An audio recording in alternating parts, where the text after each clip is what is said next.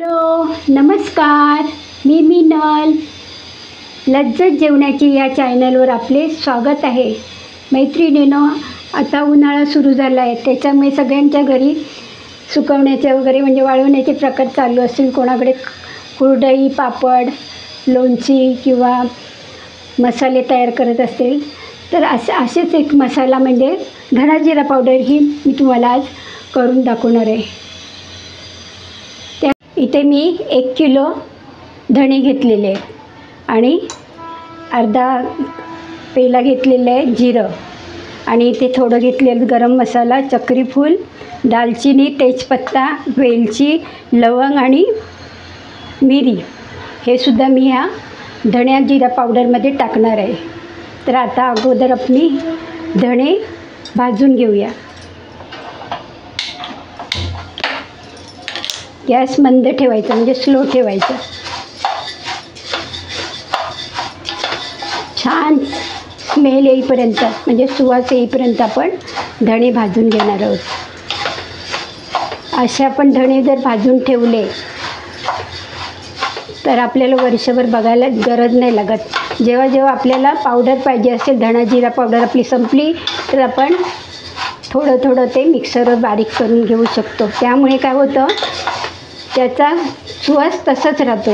आपण जर एकदम पावडर करून ठेवली वर्षभराची तर त्याचा सुवास निघून जातो आणि मग त्यापेक्षा आपण धणे थोडे थोडे आपल्याला जसे लागतील 8 दिवस की 15 दिवसासाठी आपण पावडर करून ठेवायची धणा जिऱ्याची.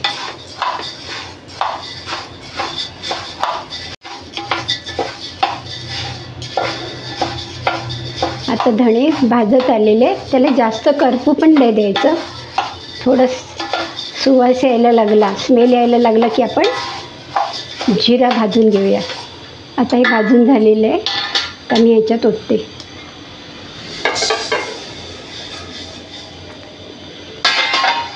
आता मी जिरा टाकणार आहे.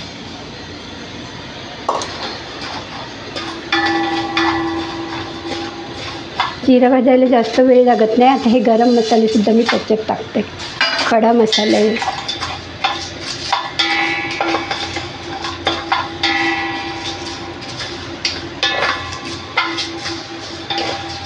हे सगळं मी गुणात गरम केलेलं आहे, तरीसुद्धा मी थोडं भाजून घेते.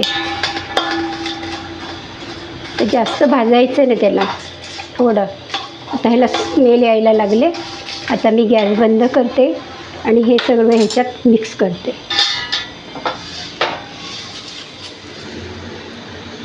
आता हे मिक्सरवर हे सगळे मिक्स करून मिक्सरवर आपण बारीक करून त्याला चाळणीने चाळून घेणार आहोत. आता हे सगळं असं मी थोडे थोडे दिवसासाठी मी असं एक धणा पावडर किंवा जिरा पावडर संपल्यानंतर मी दुसरी करून घेते. एक्स्ट्रा धणे वगैरे आणून मी भाजून ठेवते आणि जेव्हा जेव्हा धणा पावडर किंवा जिरा पावडर संपते तेव्हा मी ही अशी करून ठेवते. एकदम करून नाही ठेवत, जसं लागेल तसं मी करत जाते. आता ही थंड झाल्यानंतर आपण मिक्सरवर बारीक करूया आणि मग चाळणीमध्ये चाळून घेऊया.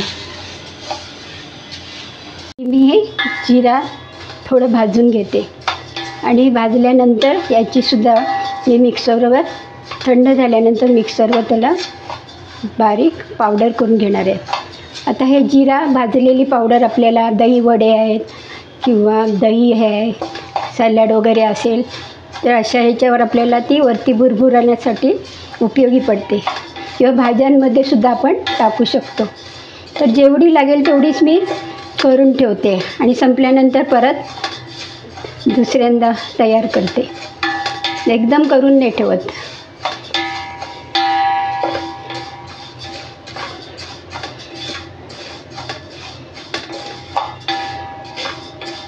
आता याचीसुद्धा मी पावडर करणार आहे. धणा पावडर तयार झालेली आहे. आता ही थंड झाल्यानंतर आपण त्याला बरणीत भरून ठेवायचं. आता काय झालं, ह्या आपण घरच्या घरी असं जर मसाले तयार केले तर धणा पावडर, जिरा पावडर, ही जिरा पावडर आहे, ही सुद्धा मी घरी केलेली आहे, आत्ताच केलेले. त्याच्यामुळे काय होतं, आपले बाहेरचं महागडे घेण्यापेक्षा आपले 4 पैसेसुद्धा ह्याच्यात वाचू शकतात. पण त्याच्यासाठी आपल्याला थोडा वेळ द्यावा लागतो. जास्त वेळसुद्धा लागत नाही, पटापट होऊन जातं. म्हणून तुम्ही यावर्षी घरीच अशी धणा पावडर किंवा जिरा पावडर करा. ही धणा पावडर तयार झालेली आहे. आता ह्याला मी बरणीत भरून ठेवते. थंड झाल्यानंतर बरणीत भरून ठेवायची आणि थोडा वेळ झाकण उघडाच ठेवायचं.